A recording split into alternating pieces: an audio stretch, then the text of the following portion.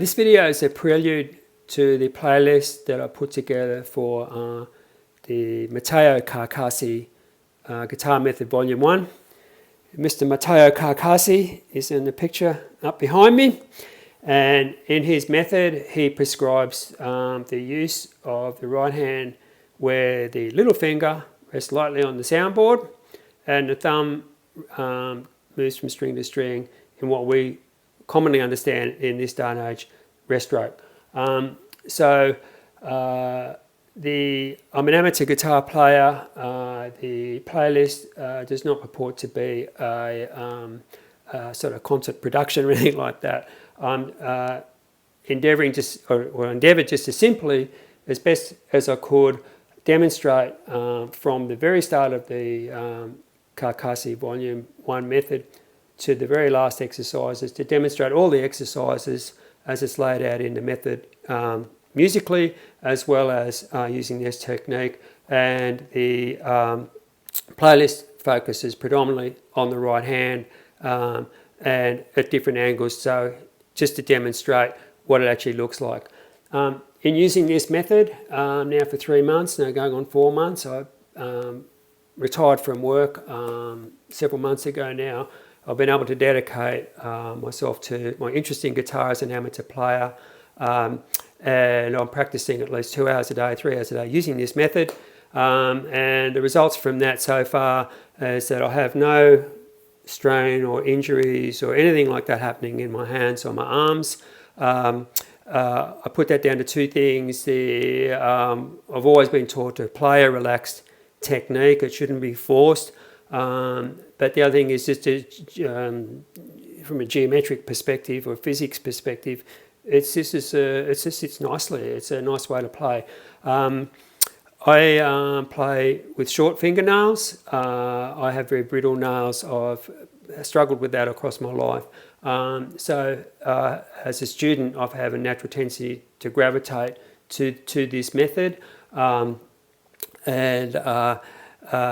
The application of the rest stroke thumb, for me personally, I found very liberating. I was predominantly a triando player for many, many years. I tried to get into a few flamenco studies, and I started to learn from teachers that, wow, there's all these different things the hands can do, and I can see people playing like that. I really struggled with that type of thing. So I went back to my basic knitting, and I thought, what does Carcassi prescribe in his method? And I've had a look at that. I've put in a couple of photos in here to show what Aguado also explained in his method.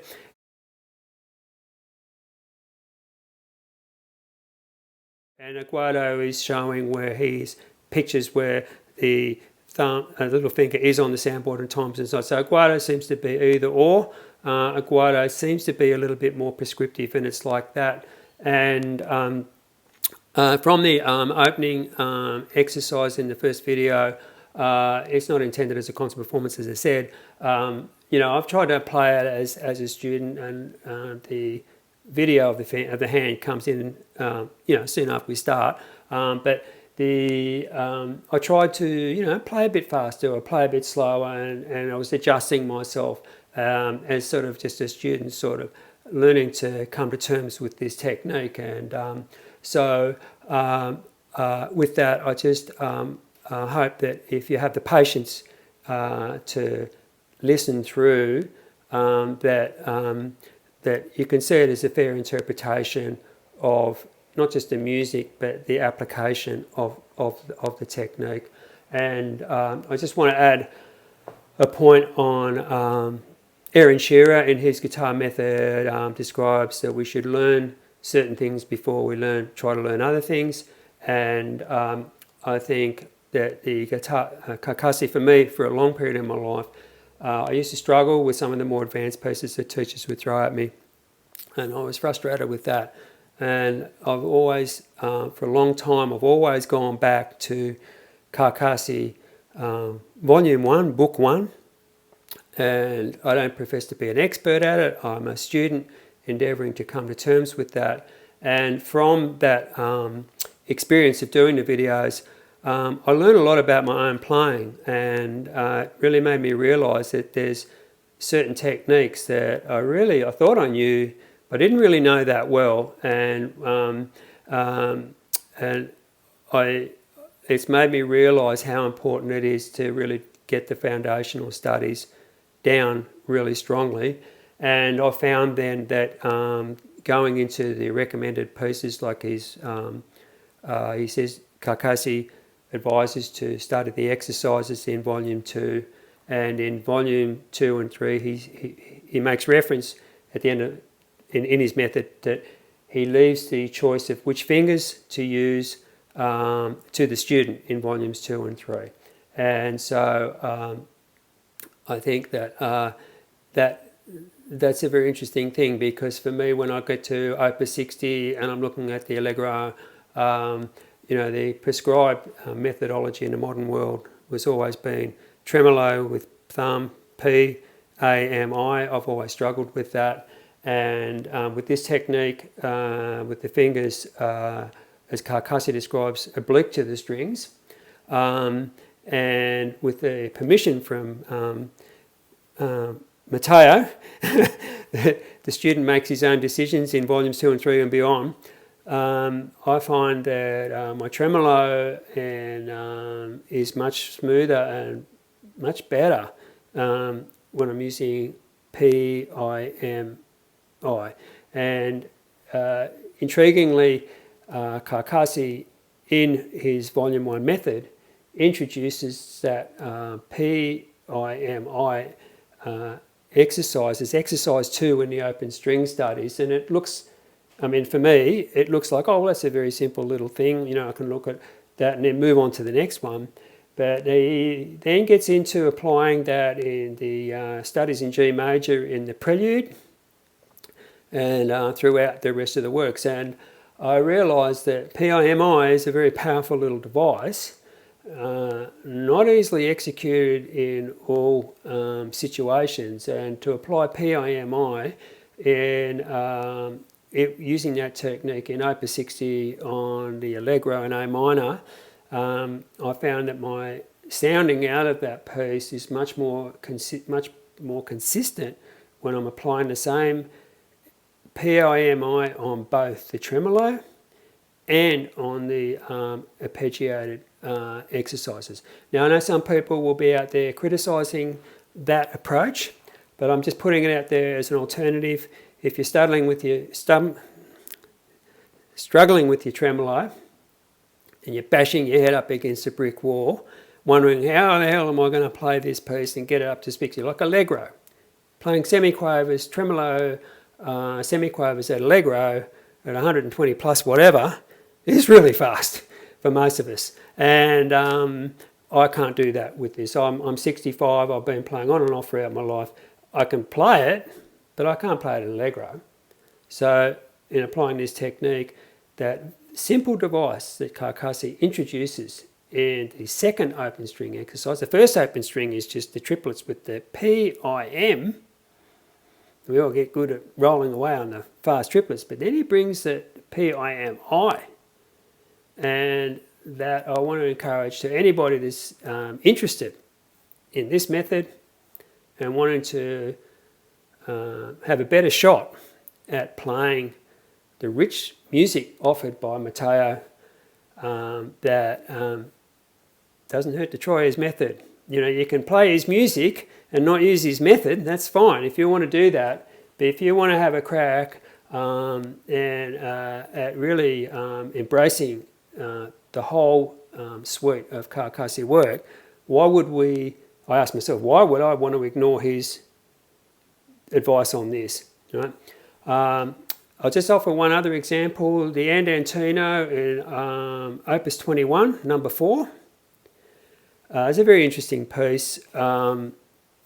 The first bar, or second bar I should say, opens up with an arpeggio where the stems are facing down and the bass line is G, D, B, D, G. And I've struggled with that. I used to try to play that with the D note on the index finger, and I realised in studying this method, going back over his method in detail and looking at this And look at the examples that he gives at the very part of Volume 1. He indicates in the examples in Volume 1 that where the thumb is used.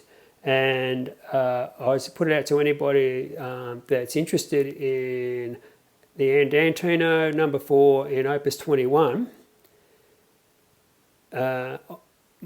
My sounding out of that, I haven't got it on video. Hopefully one day I'll get it put that down. But I'm finding with that to sound all those bass notes out on a rest-stroke thumb is a really, really challenging exercise.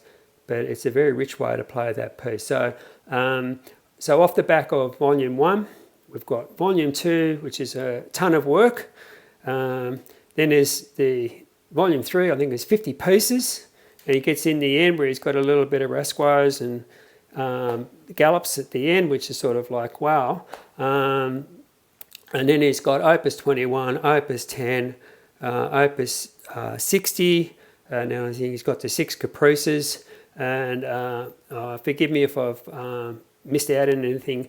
But that's basically a student repertoire. And for any of us that are interested in playing the student repertoire of Carcassi, we can all choose, I want to play this piece or that piece, but Carcassi, in addition to prescribing this, prescribes that if you follow, he's written the pieces so they're more progressively challenging. If we follow the method, we've probably got a pretty good chance of being coming out as half-decent guitar players. That's not his words, but he alludes to the fact that if any intelligent application of the method should result in a person being a pretty good guitar player. I'm not saying I'm a pretty good guitar player. I'm a student that's still trying to come to terms with all this. But I hope that the video playlist that I put down is a fair representation. And yeah, for those of us that want to play short nails, don't forget you can use this. Oh yeah, the closing point I was going to make, sorry, a point I missed before. The finger on, one of the things I found with this finger here is that some people in the non-nails world are talking about bringing the hand around and getting the oblique. Carcassi describes oblique, fingers oblique. I'm not criticising that, but I'm just saying Carcassi prescribes a finger, the little finger on the soundboard. That's the key to it. It's not a strain. It just sits there, you know. And what I found, maybe it's the length of my fingers, I don't know, but what I found is that finger perpetually down like that keeps my fingers consistently in oblique position. And I found in some pieces the difficulty was to stop my little finger from caving in. I had to work on that for a while, but eventually the use of the annula in the situations where Carcassi prescribes for the annula to be used, that over time started to come into play and work much better for me. So with that, I've said a lot, and hopefully the playing explains it all. It's a warts and all approach, but I've tried to put the whole complete Volume 1 method in sequence. Some of the presentations I put the pieces before the scales and the chords just to sort of break it up a bit.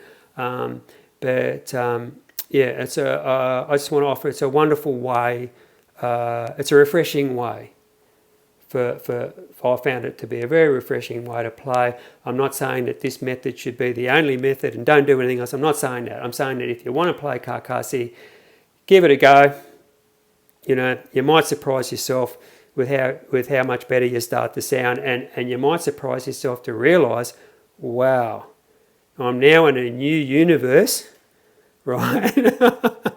And this stuff's not as easy as what it looks, but geez, when I get my hands around it, it's starting to sound pretty good. So have fun, enjoy your guitar playing, and if you've managed to listen this far, thank you so much, and enjoy Carcassi.